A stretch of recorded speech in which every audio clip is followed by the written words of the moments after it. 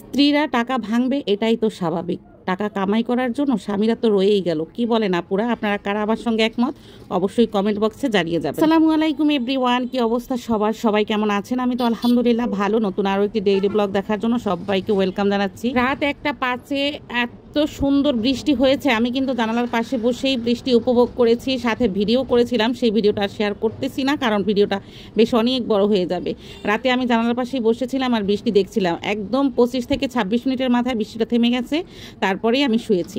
তারপরে ফজরে নামাজ পড়তে যখন উঠেছি তখনও ঝিরি ঝিরি বৃষ্টি, ওয়েদারটা দারুণ। বৃষ্টি যতই হয়েছে কিনা একটুকু ঠান্ডা লাগেনি, এত পরিমাণ গরম কি বলবো। আমি এই যে ডিম, পেঁয়াজ, কাঁচামরিচ দিয়ে একটা চাপড়ি তৈরি করি, কারণ এই চাপড়িটা খেতে আমার কাছে অনেক ভালো লাগে আর ঝটপট হয়ে যায়। এই যে 2টা চাপড়ি করে নিয়েছি, ছানাপোনা সহ আমি খেয়ে নেব। তো বানানো শেষ, কারেন্ট কিন্তু নাই। আমি চলে আসছি চার্জার ফ্যানের কাছে, চার্জার ফ্যানের নিচে বসেই হলো খাবো আর ছানাপোনাদেরকে খাওয়াবো। তারপরে চলে আসলাম চা বানানোর জন্য। এই যে ছেঁচাছেঁচি শুরু করে দিয়েছি, আদা নিয়ে নিলাম, হামানদিস্তার ভেতরে ছেঁচাছেঁচি শুরু করে দিয়েছি। একটু এভাবে না ছেঁচলে কি হয়, ছেঁচে দিলে তবেই আদার রসটা খুব ভালো ফ্লেভার পাওয়া যায়। কুচি করার থেকে এভাবে ছেঁচে নিলে ভালো হয়।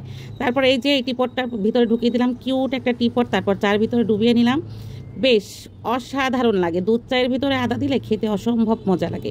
রং চাতে তো ভালো লাগেই, কিন্তু দুধ চায়ের ভিতরে আদা এবং এলাচি এই দুইটার সংমিশ্রণে দারুণ একটা ফ্লেভার পাওয়া যায় এই দুধ চায়ের মধ্যে। তো যাই হোক, যেটা বলছিলাম, অনেকেই আমাকে বলে তুমি প্রচুর টাকা পয়সা নষ্ট করে, অনেক টাকা পয়সা ভাঙো, একটা জিনিস বেশি দিন ইউজ করো না, একটা জিনিস বেশি দিন ব্যবহার করো না। আসলে টাকা ভাঙার জন্যেই তো আমাদের নারীদের সৃষ্টি করা হয়েছে বলেন তো। মেয়েরাই সংসার গোছাবে, মেয়েরাই সংসারে টুকিটাকি জিনিসপত্র কেনাকাটা করবে। আর টাকা পয়সা ইনকামের জন্য তো বাবা কিংবা বড় ভাই কিংবা স্বামী, বড় ছেলে এরা তো আছেই। টাকা ভাঙার জন্য নারীরাই তো যথেষ্ট, আর নারীরা টাকা ভাঙবে এটাই স্বাভাবিক। ভাই রে ভাই, আমি যে টাকা ভাঙি এটাও কিন্তু আমার মতো নারীরাই আমার কাছে বলে যে তুমি প্রচুর টাকা পয়সা নষ্ট করো। কেন রে ভাই, তোদের ভাঙতে ইচ্ছা করলে তোরাও ভাঙ, আমার জামাই তো রয়েছেই আমার জন্য টাকা ইনকাম করার জন্য, নাকি সেই তো অনুমতি দিয়েছে তবেই তো টাকা পয়সা ভাঙতেছি।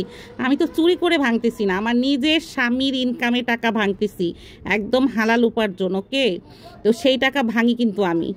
এই যে বকবক করতে করতে ইলিশ মাছ কেটে নিয়েছি, কারণ আজকে ইলিশ মাছের মাথা দিয়ে কচুর শাক হবে। বেশ অনেক দিন পর কচুর শাক এসেছে, আমি কিন্তু দেখে থেকেই মনে হচ্ছিল যে ইলিশ মাছের মাথা দিয়ে কচুর শাক করবো, আর এটা হলে আমার ভাত খেতে আর কিছুরই দরকার নেই। এদিকে এক চুলোতে ডাল বসিয়ে দেওয়া হয়েছে আর এক চুলাতে চিচিঙ্গা, আর এর আগে ভাত নামিয়ে নেওয়া হয়েছে। আর ডাল তো এখন সব সময় থাকবে, কারণ বলেছি যে আমার ঘরে এখন পাবলিক অনেক বেশি খাওয়ার জন্য, তো তারা ডাল ছাড়া চলেই না, তো তাদের জন্য ডাল করা হচ্ছে। আর এদিকে ডিম দিয়ে চিচিঙ্গা ভাজি হচ্ছে, আর ওদিকে হলো ইলিশ মাছের মাথা দিয়ে কচুর শাক হবে, ইলিশ মাছ ভাজা হবে, তেলাপিয়া মাছ দিয়ে আলু দিয়ে রান্না, মানে ভুনা ভুনা হবে, এই আর কি। তো এগুলোই আছে আমাদের দুপুরে রান্নাবান্না। এখন মানুষ যেহেতু বেশি, রান্নাবান্নাও একটু বেশি হবে। তো এই কয়টা ইলিশ মাছ নিলাম, কারণ হলো ইলিশ মাছ অনেকের অ্যালার্জির সমস্যা, সেই জন্য তারা খাবে না, তাদের জন্য তেলাপিয়া মাছ দিয়ে আলু দিয়ে করা হবে। আর এই যে ইলিশ মাছ আমি এখানে একদম মরিচের গুঁড়ো, হলুদের গুঁড়ো, লবণ দিয়ে মাখিয়ে নিয়েছি। ইলিশ মাছে এত রকমের মশলা আমরা খাই না, খুবই সিম্পল মশলা খাই, কারণ ইলিশ মাছের যে নিজস্ব একটা ঘ্রাণ আছে, এই ঘ্রাণটা অন্য অন্য মশলা দিলে পরে নষ্ট হয়ে যায়। ইলিশ মাছটা ভাজা হয়ে যাওয়ার পরে আমি বেশি করে পেঁয়াজ দিয়ে দিচ্ছি, তারপর পেঁয়াজের ভিতরেও সামান্য কিছু লবণ দিয়ে দিলাম। এইবার এই পেঁয়াজটা আমি মাছের সঙ্গে বেরেস্তার মতো করে নেব, আর এই পেঁয়াজ ভাজার ঘ্রাণটা মাছের ভিতরে খুব ভালো করে ঢুকে যাবে। আর কিছু কাঁচামরিচ দিয়ে দিলাম আমি একটু কামড়ে কামড়ে খাওয়ার জন্য। তো এই যে হয়ে গেল আমার ইলিশ মাছের ফ্রাই। এটা এরকমের এক পিস মাছ হলে কিন্তু ভাত খাওয়া একদম শেষ। এই যে মাছ ভাজা ক্লিয়ার। তারপরে এখানে সব রকমের মশলা দিয়ে আলুটা ভালো করে কষিয়ে নিয়েছি, তারপর পরিমাণ মতো পানি দিয়ে দিলাম। এইবার মাছ ভাজাটা, মানে যে মাছটা আমি ভেজে রেখেছিলাম তেলাপিয়া মাছ, সেই মাছটা দিয়ে দিলাম। এইবার এই আলু আর মাছটাকে একটু মাখা মাখা করে নামিয়ে ফেলবো। আর এর পাশে আমি কচু শাক বসাবো, কড়াইয়ের ভিতরে সাদা তেল দিয়ে দিলাম। ও আরেকটা কথা, সেটা হলো সরিষার তেল দিয়ে ইলিশ মাছটা করবো। আমার ঘরে একদমই সরিষার তেল নাই, তো সাদা তেল দিয়েই করতেছি। সাদা তেলের ভিতরে শুকনা মরিচ দিয়ে দিলাম, পেঁয়াজ কুচি দিয়ে দিলাম, ভালো করে একটু নেড়ে চেড়ে, রসুন কুচিও কিন্তু দেওয়া হয়েছে। তো রসুন পেঁয়াজ ভালো করে ভেজে নিয়ে আমি এখানে মাছের যে মাথা, লেজ, মানে যে কাটাকোটা থাকে সবগুলো দিয়ে, লবণ দিয়ে, একটু হলুদের গুঁড়ো, মরিচের গুঁড়ো দিয়ে ভালো করে কষিয়ে নিয়েছি। তারপরে এই যে একে একে করে কচুর শাকগুলো সব দিয়ে দিচ্ছি। কচুর শাক তো বেহায়া, বড্ড বেহায়া, এত বড় একটা পাতিল দিয়েছি, তারপর হচ্ছেই না, মানে সে এদিক থেকে সেদিক থেকে পড়ে যাচ্ছে। আমি ঢাকনা দিয়ে ভালো করে চাপা দিয়ে দিয়েছি।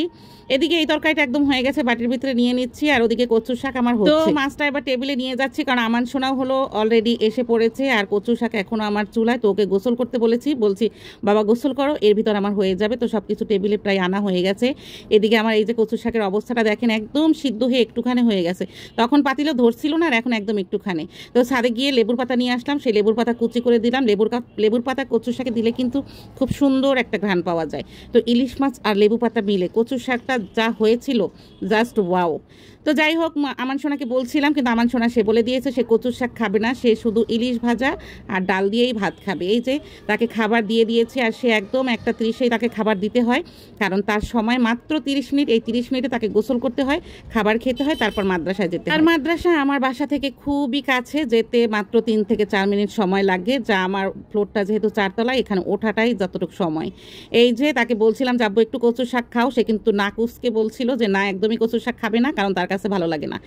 আর তার খুবই অল্প তরকারিতে খাওয়া হয়ে যায়। এত বছর আবাসিক থেকে এসে তো মাদ্রাসায় খুব সামান্য কিছু দিয়ে ভাত খেয়েছে, ওই একটা অভ্যাস রয়ে গেছে, অল্প কিছু দিলেই তার খাবার শেষ। এদিকে খাওয়া দাওয়া শেষ করে আমার প্রকৃতি প্রেমী বাচ্চাটা সে হলো প্রকৃতি দেখতেছে জানালা দিয়ে, আমার মতোই সে জানালা দিয়ে প্রকৃতি দেখতে খুব ভালোবাসে, তো সেখানে বসেই দেখতেছিল। আর আমি বলছিলাম যে ঘুমোবে না, তো সে ঘুমাচ্ছিল না।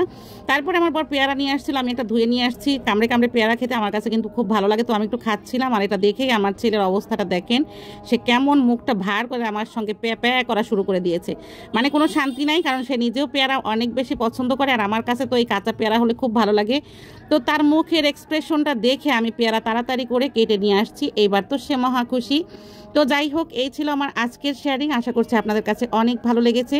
যদি ভালো লেগে থাকে অবশ্যই একটা লাইক কমেন্ট শেয়ার করে সাথে থাকবেন, পাশে থাকবেন।